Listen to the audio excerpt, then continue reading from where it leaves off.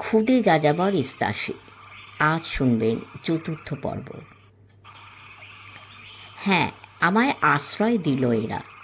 অন্তত বলতে পারি, এরা যদি আমায় বনের ভেতর থেকে উদ্ধার করে না আনতো, তবে ওইখানেই বাইসনের গুঁতো খেয়ে আমি পড়ে পড়ে মরতুম। আর না হয়তো বনের অন্য কোনো হিংস্র জন্তু আমার রক্ত মাংসে পেট ভরাতো।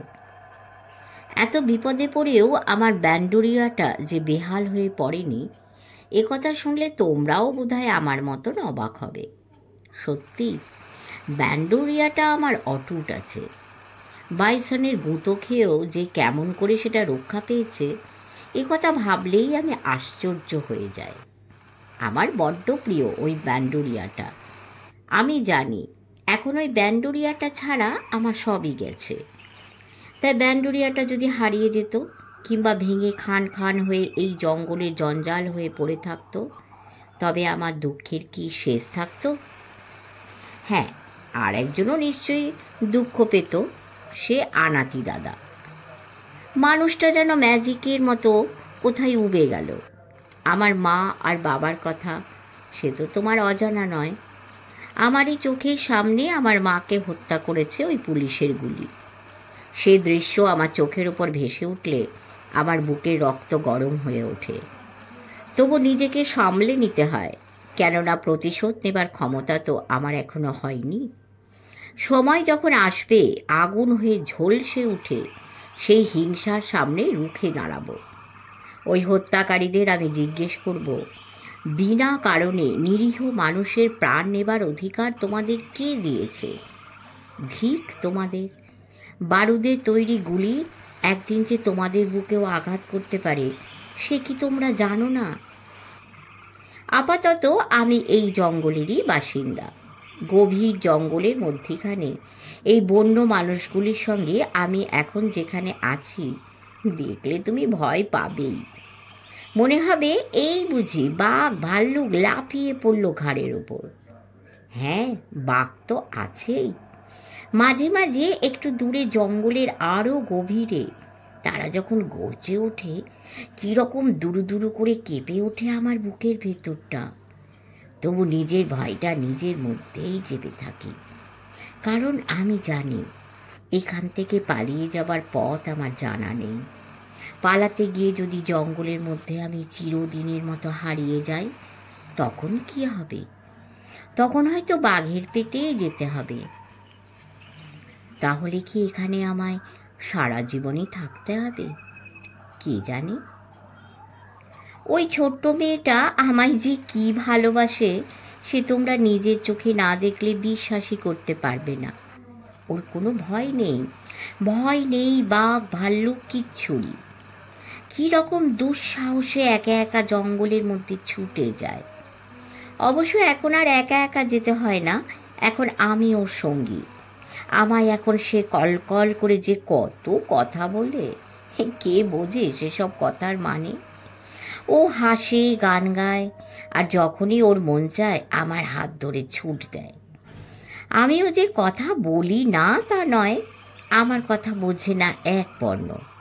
নইলে ফ্যাল ফ্যাল করে চেয়ে থাকবে কেন আমার মুখের দিকে? ওর চোখের দৃষ্টি দুটি ভারী মিষ্টি। ওর চোখ দুটির দিকে তাকালে আমার মুখ যেন আপনা থেকেই কথা কয়ে ওঠে। এতদিনে শুনতে শুনতে আমি ওর নামটা জেনে ফেলেছি, অতিয়া। একদিন যখন অতিয়া বলে ডাক দিয়েছি আমি, কি বলবো তোমায়, এক ঝলক হাওয়ার মতো উড়ে এসে আমার গলাটি জড়িয়ে ধরল সে। তারপর অঝোরে হাসতে হাসতে সে আমায় বুঝিয়ে দিল কি খুশি না সে হয়েছে। হাসতে হাসতে সে যখন আমার বুকে হাত রেখে ইশারা করল, তখন আমারও বুঝতে বাকি রইল না সে আমারও নাম জিজ্ঞেস করছে। আমিও হেসে ফেললুম। তার চোখের দিকে তাকিয়ে বললুম, আমার নাম ইস্তাসি। ইস্তাসি। মুখে একটা অদ্ভুত শব্দ করে আমার নামটা যখন সে উচ্চারণ করলো, তারপর ছুটতে ছুটতে তার মায়ের কাছে গিয়ে আমার নামটা বারবার বলতে লাগলো, তখন কি মিষ্টি শোনাচ্ছিল তার গলার স্বর। এমন খুশি তাকে আমি আর কোনো দিনই দেখিনি। সে যেন ভেবেই পাচ্ছে না কি করবে এই মুহূর্তে। শুধু একটাই শব্দ মুখে, সে শুধু ডাকছে, ইস্তাসি, ইস্তাসি।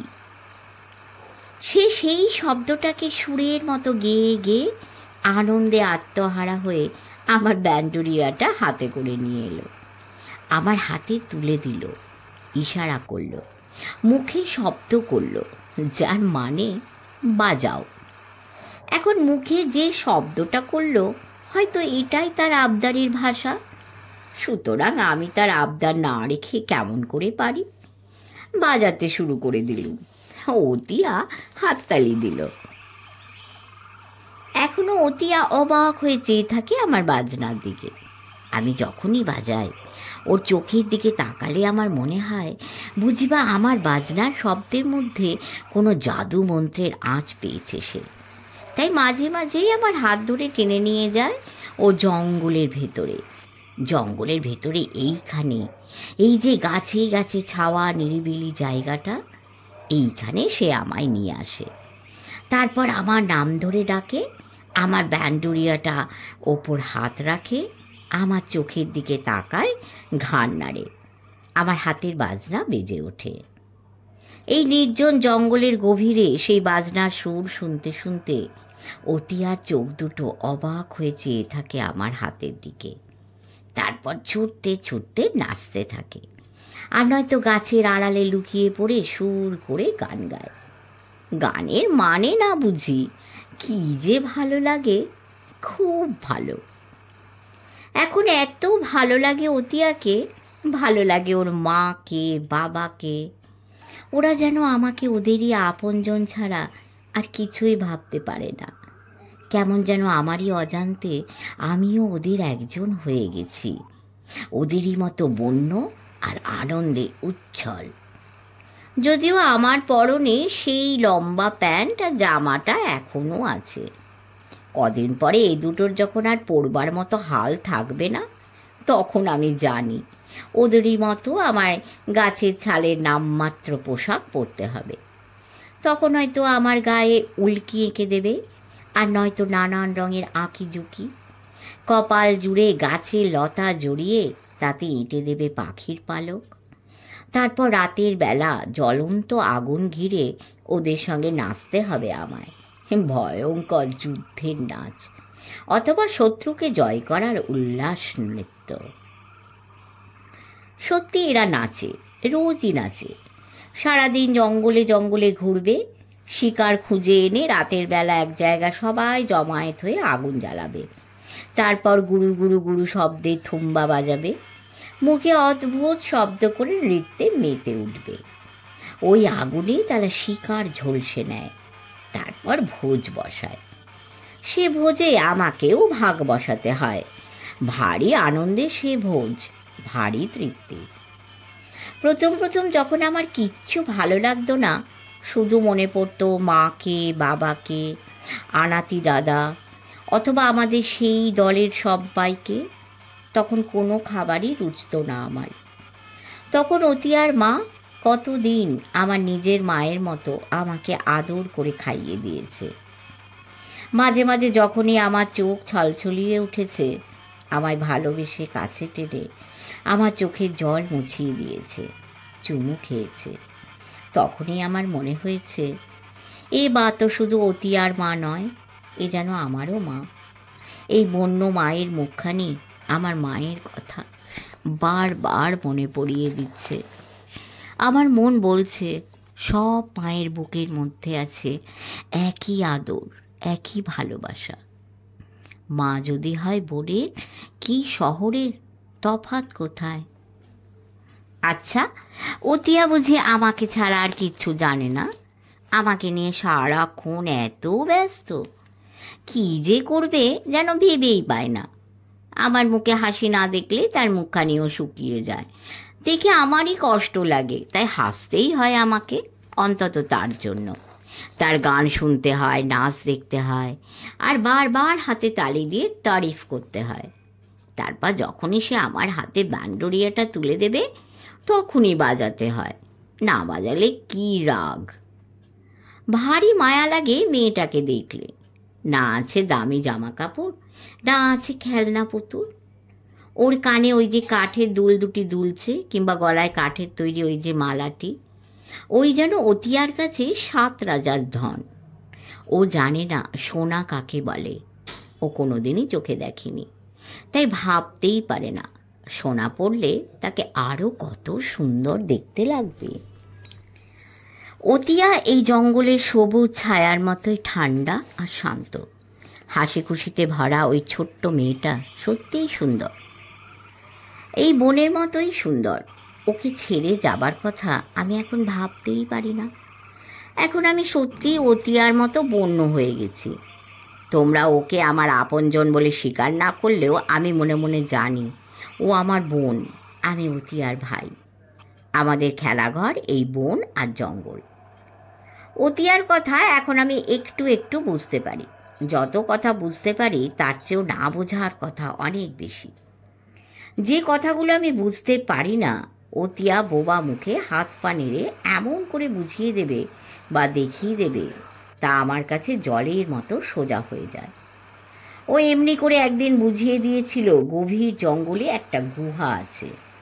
গুহার পাশে একটা জলপ্রপাত পাথর ডিঙিয়ে অঝোর ধারায় ছিটকে পড়ছে নিচে চারিদিকে। সেই জলপ্রপাতের বিন্দু বিন্দু জলের কণা যখন রোদের আলোয় দোল খায়, তখন রঙে রঙে ছড়িয়ে যায় চারিপাশ। সে ভারী সুন্দর, ভারী অদ্ভুত। সেই জলপ্রপাত সে আমায় একদিন দেখাতে নিয়ে যাবে। একদিন অতিয়া সত্যিই আমায় নিয়ে গেছিল সেই জলপ্রপাত দেখাতে, সেই গভীর, আরও গভীর জঙ্গলে। তারপর সে কথাই এখন বলতে হবে আমায়। বলতে গিয়ে আতঙ্কে বুক কেঁপে ওঠে, মনটা ভীষণ দুঃখে মুচড়ে পড়ে। এখন আমি আর অতিয়া সেই গভীর জঙ্গলে জলপ্রপাত দেখতে চলেছি। অবশ্যই মা আর বাবাকে বলে এসেছে অতিয়া, আমিও। ওরা বারবার সাবধান করেছে আমাদের, বলেছে গভীর জঙ্গল যত সুন্দর তত ভয়ঙ্কর। এ কথাটা যে কত সত্যি এতদিনে আমিও তা জেনে গেছি। তবে হ্যাঁ, আগে যেমন ভয়ে গা ছমছম করত, এখন তা করে না। এখন এই জঙ্গলই আমার সব কিছু। এই জঙ্গলের সঙ্গে আমিও এখন জঙ্গলি ইস্তাসি। এখন আমি আর যাযাবর নই। ঘুরে ঘুরে দেশে দেশে ঘর বাঁধার দিন আমার ফুরিয়েছে। আমার সেই স্বপ্নের দিনগুলি হারিয়ে গিয়ে আরেক নতুন জীবন শুরু হয়েছে। আমি ভাবি কোনটা ভালো, সেই পথে পথে ঘর বেঁধে নানান মানুষের দেশে ঘুরে বেড়ানো, না এই গভীর জঙ্গলে বনের মানুষের সঙ্গে বন্য হয়ে থাকা। অতিয়ার সঙ্গে হাঁটতে হাঁটতে আমি এই জঙ্গলের যতই গভীরে চলেছি, ততই অবাক হয়ে ভাবছি এই ছোট্ট মেয়েটার কাছে জঙ্গলটা যেন কিছুই নয়। এর পাতা ঝরা পথ, সবুজ গাছের সারি, এর আলো কিংবা বাতাস সবই অতিয়ার জানা। ভয় নেই মনে। আমার তবু ভয় করে, কেননা একবার যদি এই জঙ্গলের গোলক ধাঁধায় হারিয়ে যায়, তবে পথ আর খুঁজে পেতে হচ্ছে না। তোমাদের বলতে ভুলে গেছি, অতিয়া সঙ্গে একটা তীর ধনুক নিয়েছে। জঙ্গলের গভীরে যখন যেতে হয় সঙ্গে তীর ধনুক নিতেই হয়। আমি অবশ্যই এখনও ঠিক ঠিক তীর ধনুক ছুঁড়তে পারি না। একেবারে পারি না বললেও ভুল হবে, আমিও তীর ছুঁড়ি, কিন্তু অতিয়ার মতো অত ওস্তাদ এখনও হতে পারিনি। ওস্তাদই বলবো, কারণ এই বয়সেও এক টিপে একটা নিশানা ও ঠিক ছিটকে দেবে। ওর এই কেরামতি দেখলে অবাক না হয়ে উপায় আছে? আমি অবাক হলে কি হয়েছে, তীর ছোড়াটা এই বন্য মানুষগুলির কাছে জলভাত। সঙ্গে আমিও অবশ্যই একটা তীর ধনুক নিতে চেয়েছিলুম, কিন্তু অতিয়া নিতে দিল না। তার বদলে আমার হাতে সে ব্যান্ডরিয়াটাই তুলে দিল। আমি ভাবলুম জঙ্গলের গভীরে যাচ্ছি, বাজনা কি হবে? যদি কোনো ভয়ঙ্কর জন্তুর সামনাসামনি পড়ি, তখন তাকে ব্যান্ডরিয়া শোনালে সে কি লক্ষ্মী ছেলের মতো বাজনা শুনে আমাদের বাহবা দেবে, না আমাদের আক্রমণ করে মুন্ডুপাত করবে? এখন অবশ্যই আমিও তেমন জঙ্গলের জন্তু দেখলে ভয় পাই না, সয়ে গেছে। এখন রাত্রিরে বাঘের গর্জন যতই শুনি, আগের মতো দুডু দুডু করে বুক কাঁপে না। অতিয়া চলতে চলতে কল কল করে কত কথা বলছে। হা ভগবান, আমি যে কত বুঝছি, তোমাদের তো আগেই বলেছি। এদের সঙ্গে থাকতে থাকতে সব কথা না বুঝলেও কিছু কিছু কথা এখন বুঝতে পারি। তাই এখন অতিয়ার অনেক কথার ফাঁকে ফাঁকে যে কথাগুলির মানে আমি জানি, তাতে আমার বুঝতে অসুবিধা নেই। অতিয়া আমায় গল্প শোনাচ্ছে। গল্প শোনাচ্ছে আগুনের। আগুনকে ওরা মনে করে সব দেবতার সেরা দেবতা।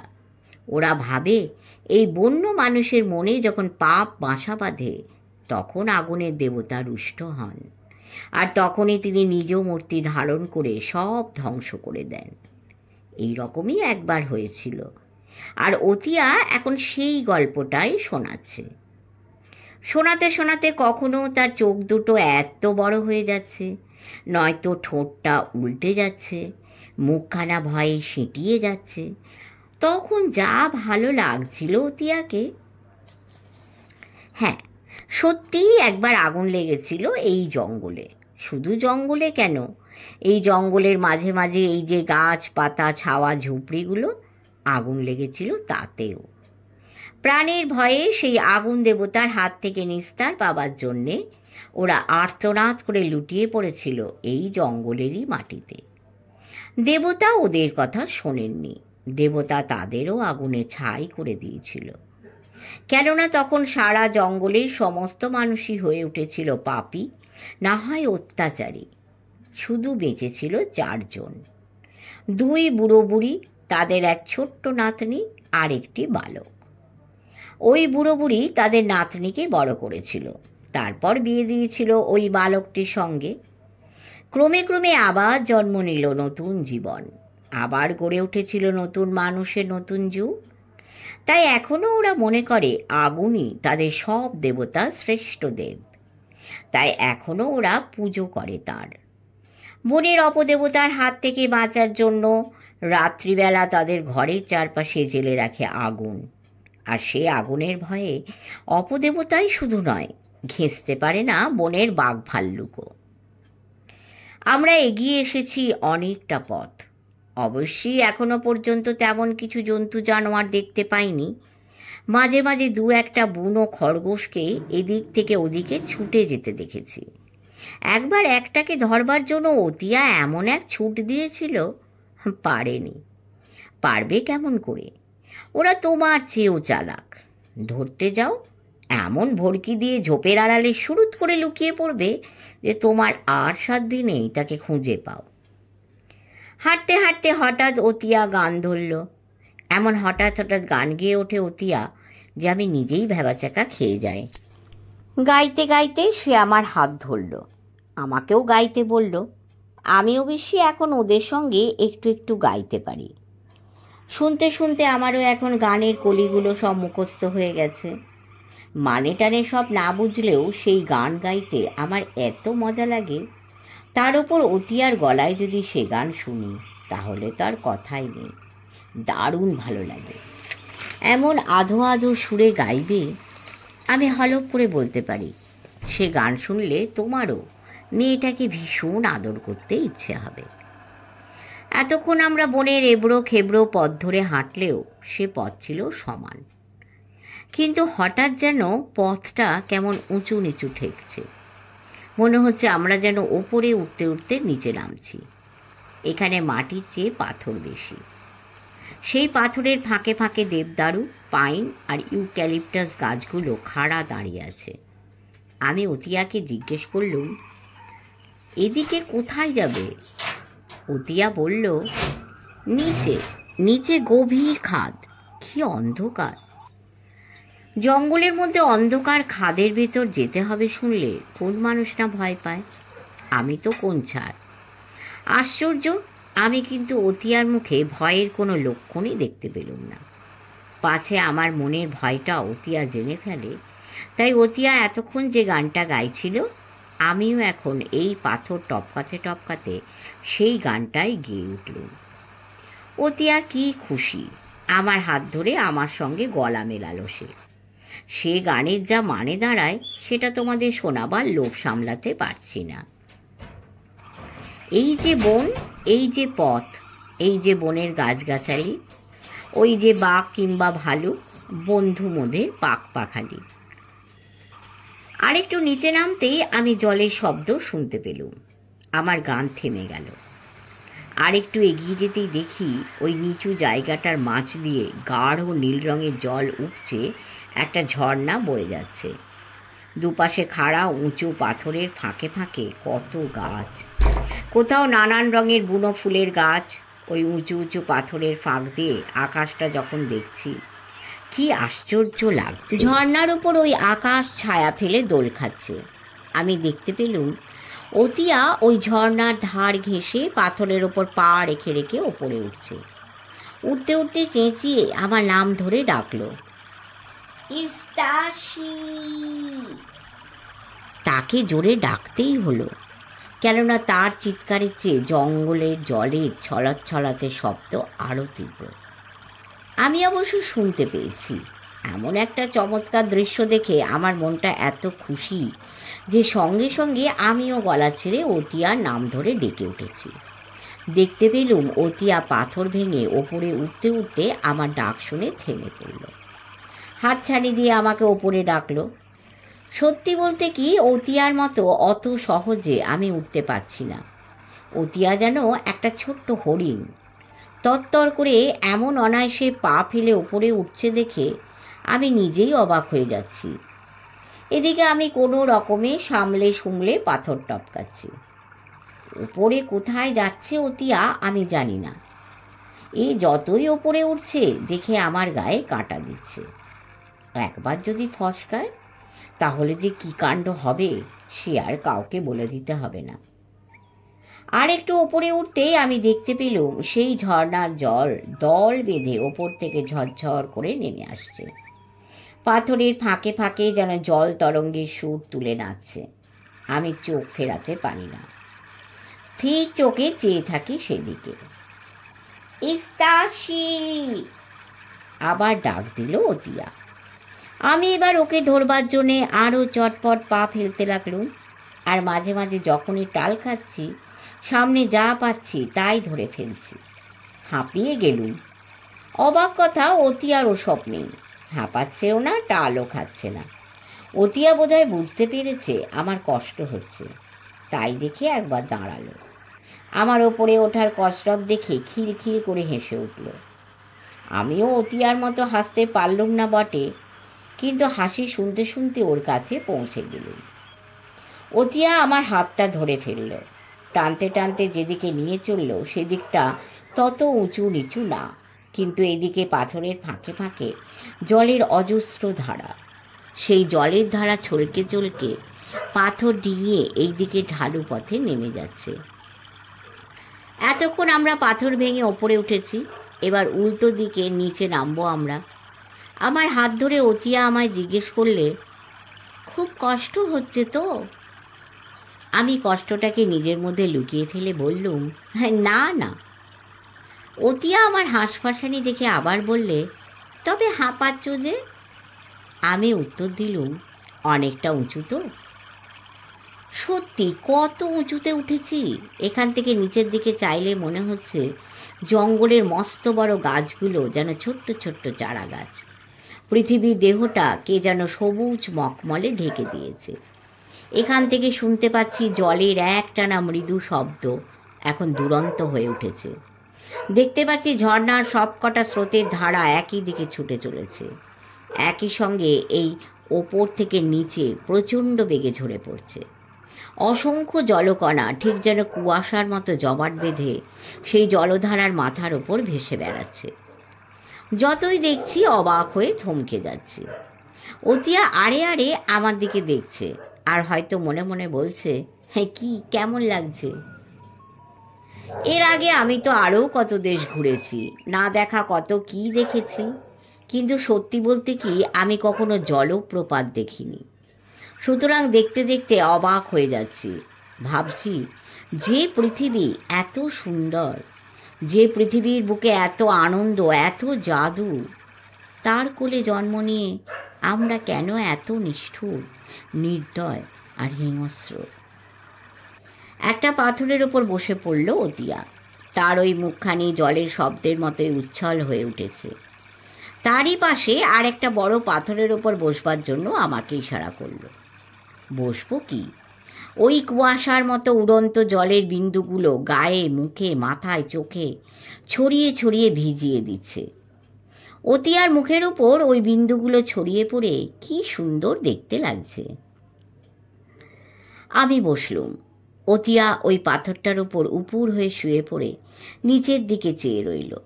জল পড়ছে অঝোর ধারায়, একটানা তার শব্দ, আর সব নিশ্চুপ নিস্তব্ধ। এমনকি অতিয়া, তার সঙ্গে আমিও। এখন চুপ করে থাকারই সময়, এখন শুধু দেখার সময়।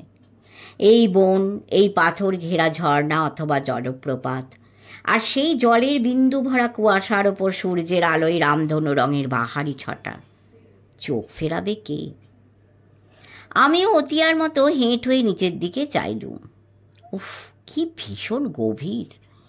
এই ওপর থেকে নিচের ওই গভীরে জলের ধারা লাফিয়ে পড়ে এমন তোলপাড় শুরু করেছে, তা দেখতে দেখতে আমি থমকে যাই।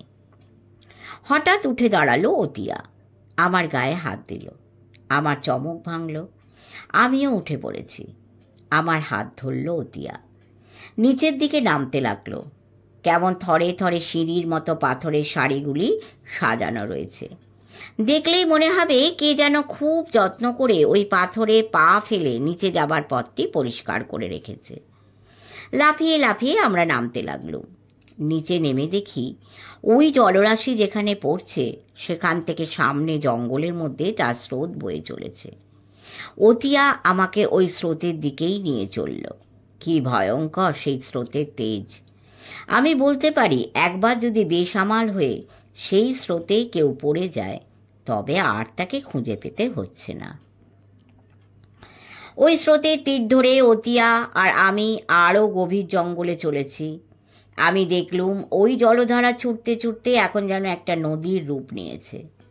আমরা আরও দেখলুম ওই নদীর সামনে অন্ধকার এক গুহার মধ্যেই ঢুকে পড়েছে। হয়তো গুহার জমাট অন্ধকারে লুকোচুরি খেলতে খেলতে ওপাশ দিয়ে ছুটে পালাচ্ছে। অতিয়ার সঙ্গে আমি ওপাশেই ছুটলুম। এখন আমরা যতই দূরে চলে যাচ্ছি, ততই জলপ্রপাতের শব্দ ধীরে ধীরে অস্পষ্ট হয়ে আসছে। শুধু শোনা যাচ্ছে এই পাহাড়ি নদীটি জলের বাজনা। গুহার ভিতরে যেন জলের পরীরা নুপুর পায়ে নাচছে। আমরা যখন গুহার এপাশ থেকে ওপাশে পৌঁছলুম, তখন সত্যি কি অদ্ভুত লাগছিল। মনে হচ্ছিল গুহার মুখ থেকে যেন গলন্ত রূপও ঝলক ঝলক করে বেরিয়ে আসছে।